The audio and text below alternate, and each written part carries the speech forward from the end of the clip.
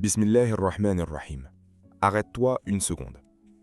Est-ce que tu connais ce sentiment? Ce sentiment d'une menace permanente que tu n'arrives pas à identifier précisément. Cette tension dans la poitrine qui ne part jamais vraiment. Ces pensées qui tournent en boucle la nuit, les scénarios catastrophes, les « et si », les projections de tout ce qui pourrait mal tourner. Ce corps qui est épuisé même après une nuit de sommeil. Cette incapacité à profiter pleinement d'un bon moment parce qu'une partie de ton cerveau est toujours en train de surveiller, de calculer, d'anticiper le pire. Et peut-être que tu te dis, comme beaucoup de musulmans, que tu ne devrais pas ressentir ça. Que si tu faisais vraiment confiance à Allah, tu n'aurais pas peur. Que l'anxiété est une faiblesse de la foi. Que les vrais croyants sont sereins, apaisés, confiants, tout le temps. Et cette pensée-là, cette honte d'être anxieux en tant que musulman, ajoute une couche de souffrance supplémentaire par-dessus la première. Laisse-moi te dire quelque chose, de direct. L'anxiété n'est pas une faiblesse de la foi. C'est une fonction du cerveau humain. Allah t'a créé avec un système d'alarme intégré, un système qui anticipe les menaces pour te protéger.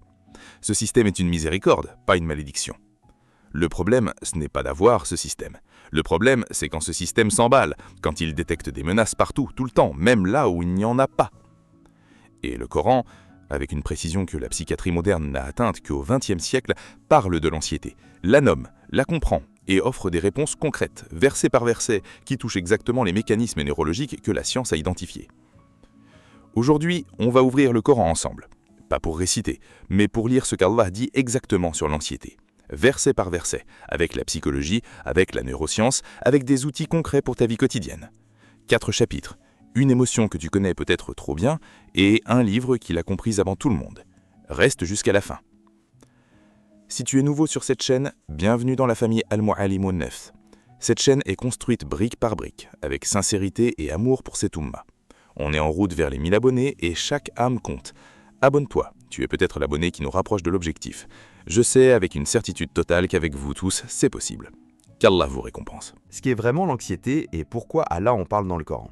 Entre neurologie, psychologie et révélation divine, comprendre l'émotion avant de chercher le remède.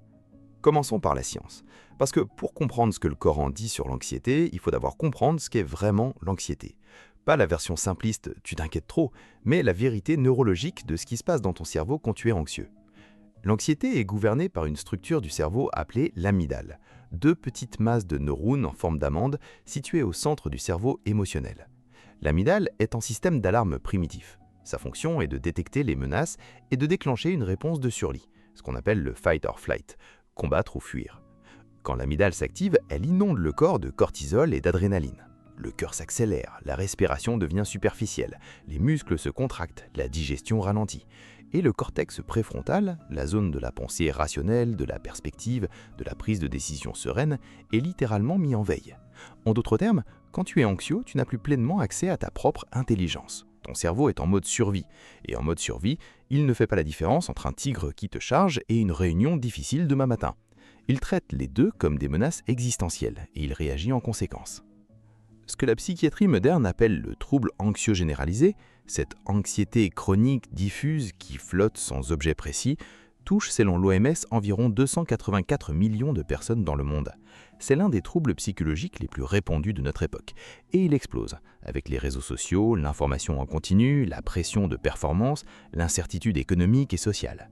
Et voilà ce qui est extraordinaire. Le Coran, révélé à des êtres humains du 7e siècle, parle de l'anxiété avec des mots qui décrivent avec précision cette expérience neurologique. Pas avec le vocabulaire de la psychiatrie, avec le vocabulaire de l'âme, mais avec la même exactitude. وَلَنَبْلُوَنَّكُمْ بِشَيْءٍ مِنَ الْخَوْفِ وَالْجُوعِ وَنَقْصٍ مِنَ الْأَمْوَالِ وَالْأَنْفُسِ وَالثَّمَرَاتِ وَبَشِّرِ الصَّابِرِينَ. Nous vous éprouverons certainement par un peu de peur, de faim, de perte de biens, de vie et de récolte, et donne la bonne nouvelle aux endurants. Sourate Al-Baqarah, verset 155. Allah ne dit pas « vous n'aurez jamais peur », il dit « vous aurez peur ». La peur, le raouf, fait partie de l'expérience humaine que Allah a conçue. Elle est attendue, elle est normale, elle est même mentionnée avant la faim, avant la perte de biens, avant la perte de vie, comme si Allah voulait souligner que la peur est peut-être la première des épreuves humaines. Mais Allah utilise un mot précis, min al-khawf, un peu de peur. Pas la totalité de la peur, pas la peur qui noie et qui paralyse, un peu.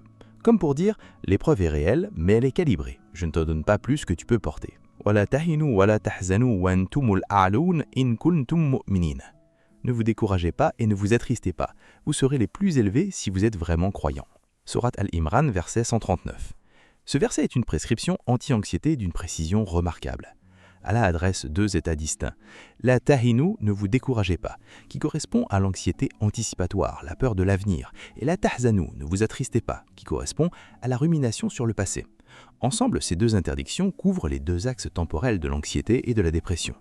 Une qui regarde vers un futur menaçant, l'autre qui s'accroche à un passé douloureux. Et la solution qu'Allah propose, « Antumul a'launa in kuntum mu'minin » vous serez les plus élevés si vous êtes vraiment croyants. Ancre l'identité dans la foi plutôt que dans la menace perçue. Il y a un concept en psychologie cognitive qu'on appelle la diffusion, développé par Stephen Hayes dans la thérapie d'acceptation et d'engagement.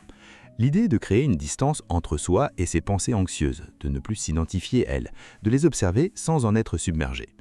Allah fait exactement ça dans ce verset. Il rappelle aux croyants qu'il est vraiment « Antuwul halaun » tu es élevé indépendamment de ce que sa pensée anxieuse lui dit à ce moment. Si Al-Mu'allim An-Nafs t'apporte de la valeur, un abonnement et un like, c'est ta façon de dire à Allah « J'ai soutenu quelqu'un qui enseigne son dîn ». Ça prend 2 secondes et ça aide à cette chaîne à toucher encore plus d'âmes. Les versets coraniques sur l'anxiété. Une lecture psychologique profonde. 4 versets qui décrivent, comprennent et traitent l'anxiété avec une précision que la psychiatrie moderne admire. Le Coran contient des dizaines de versets qui touchent directement à l'anxiété, à la peur, à l'inquiétude, à l'agitation intérieure. Voici 4 d'entre eux qui, lus avec des yeux de psychologue, révèlent une compréhension de l'âme humaine d'une profondeur extraordinaire. Premier verset. Le remède fondamental. Ala bizdikrillah tatma'innul qulub. C'est par l'invocation d'Allah que les cœurs trouvent la quiétude. Sourate Ar-Ra'd, verset 28. Ce verset peut être le plus cité sur la santé mentale islamique. Mais est-ce qu'on comprend vraiment ce qu'il dit? Le mot « tatma'in », la quiétude, la sérénité, la tranquillité, vient d'une racine arabe qui signifie « s'établir fermement, cesser de bouger, trouver un ancrage stable ». C'est l'image exacte de ce que ressent le système nerveux quand il sort du mode survie et entre dans mode sécurité. Et la neuroscience confirme cette image avec une précision étonnante. Des recherches menées à l'université de Wisconsin par Richard Davidson, pionnier de la neuroscience contemplative, ont montré que les pratiques d'invocation et de méditation spirituelle réduisent significativement l'activité de l'amygdale et augmentent l'activité du cortex préfrontal gauche, associé aux émotions positives et à la régulation émotionnelle. En d'autres termes, le zikr calme biologiquement le centre de la peur dans le cerveau. Ce n'est pas métaphorique, c'est mesurable. C'est visible sur un scanner. Allah ne dit pas que le zikr rend la vie parfaite, il dit qu'il apporte la quiétude au cœur.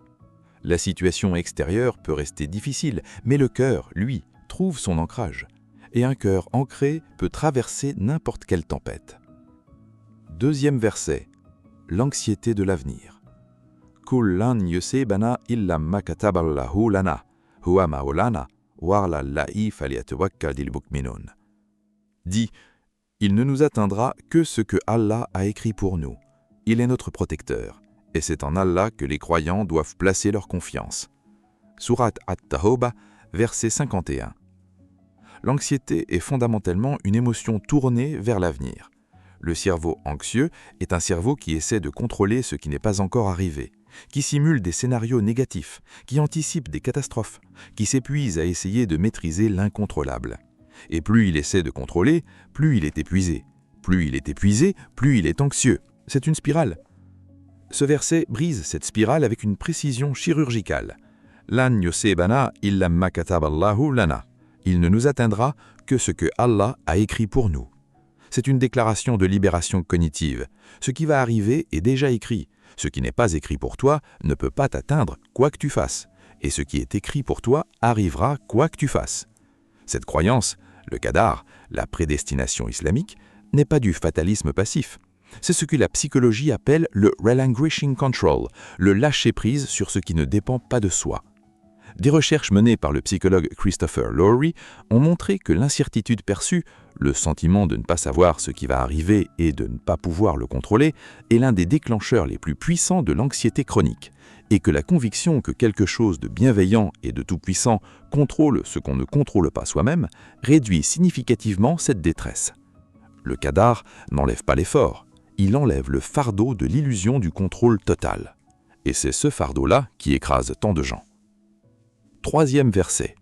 L'anxiété dans le corps. وَإِذَا مَسَّهُ الشَّرُّ فَذُو دُعَاءٍ عَرِيضٍ. Et quand le mal le touche, il devient plein de prières larges et intenses. Sourate Al-Fussilat, verset 51. Ce verset décrit quelque chose d'universel, cette tendance humaine à se tourner vers Allah plus intensément dans la détresse. Et Allah le mentionne non pas pour le critiquer, mais pour montrer qu'il comprend. Il voit comment l'être humain réagit à l'adversité.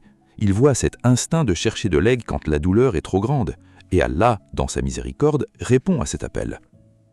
La psychologie de l'attachement, développée par John Bowley, montre que dans les moments de stress intense, les êtres humains cherchent instinctivement leur figure d'attachement. Un enfant en détresse cherche sa mère. Un adulte en détresse cherche, consciemment ou non, un ancrage de sécurité. Pour le croyant, cet ancrage ultime est Allah, et la doua, la supplication, est le mécanisme d'attachement islamique par excellence. Elle dit à Allah « Je viens vers toi parce que je suis en détresse », et Allah, dans sa miséricorde, répond à cet appel. 4e verset. La sortie que Allah promet. « وَمَنْ يَتَّقِ اللَّهَ يَجْعَلْ لَهُ مَخْرَجًا وَيَرْزُقْهُ مِنْ حَيْثُ لَا يَحْتَسِبُ » Et quiconque craint Allah, il lui accordera une issue et le pourvoira d'une façon qu'il n'espérait pas.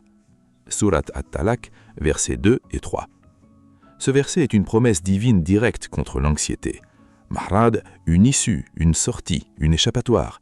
Allah promet qu'il y a toujours une issue, pas forcément celle qu'on imaginait, pas forcément au moment qu'on espérait, mais une issue, garantie, certaine, préparée par celui qui voit ce que tu ne vois pas encore. Et min haythu la yuhtasib, d'une façon qu'il n'espérait pas. La provision vient par des chemins que tu n'avais pas calculés, l'issue vient par des portes que tu ne savais pas qu'elles existaient. C'est précisément ce que le cerveau anxieux refuse de croire, parce qu'il est dans mode survie et qu'il ne voit que les portes fermées devant lui. Ce verset lui demande de regarder ailleurs, de faire confiance qu'Allah a des portes que tu ne vois pas encore. On a compris ce qu'est l'anxiété neurologiquement. On a lu ce qu'Allah dit sur elle verset par verset. Maintenant, comment est-ce qu'on utilise concrètement cette connaissance pour traverser l'anxiété dans la vraie vie? Pas dans les bons jours, dans les mauvais.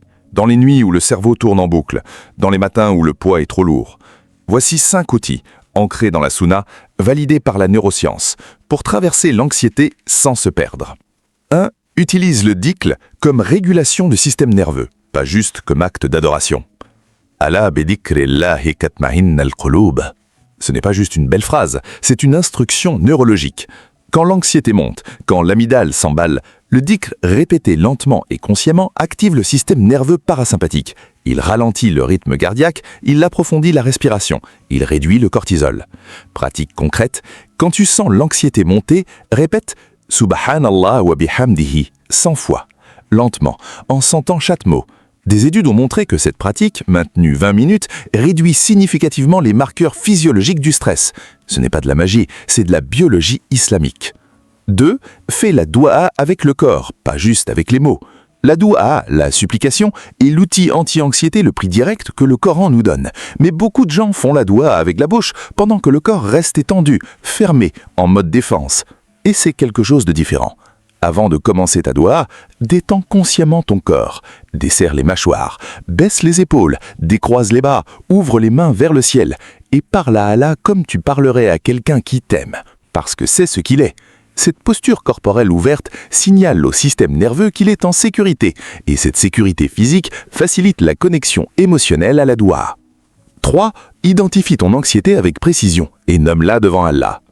L'anxiété est souvent diffuse, une peur sans objet clair, une menace sans visage précis, et cette diffusion la rend plus puissante. Des recherches de Matthew Lieberman à UCLA ont montré que simplement nommer une émotion avec précision, je ressens de la peur de l'échec professionnel, plutôt que je me sens mal, réduit de façon mesurable l'activité de l'amygdale. Allah a dit dans le Coran qu'il connaît le secret et ce qui est encore plus caché. Mais la doua t'invite à mettre des mots sur ce que tu ressens, pour toi-même autant que pour lui.